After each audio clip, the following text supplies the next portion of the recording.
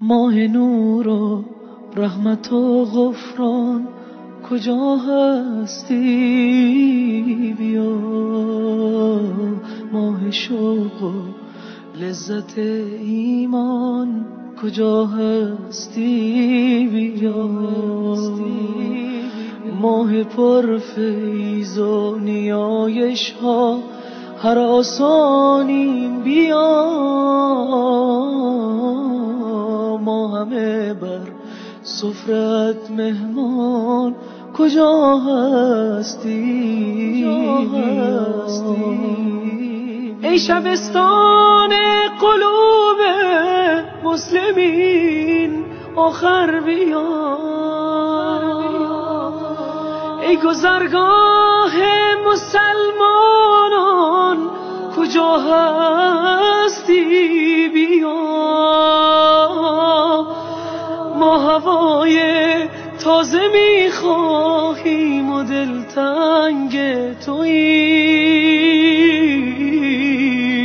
ای بهار تازه قرآن کجا هستی؟ بیا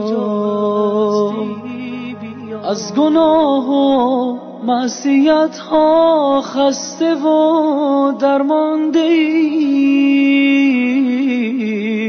ماه عفو و بخشش رحمان کجا هستی؟ بیا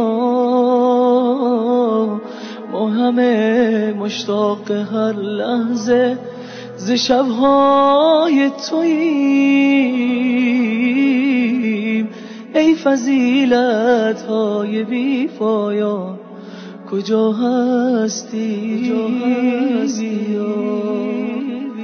در فراقت همچو مرغی ناله ها سر دادیم ما چو شمعی در غمت سوزان کجا هستی؟ بیا ای مه نیکان بیا و دست شیطان را ببند ماه عتق از آتش نیران کجا هستی؟ بیا ماه عتق از آتش نیران کجا هستی؟ بیا مسلمین در خواب غفلت ماه بیداری بیا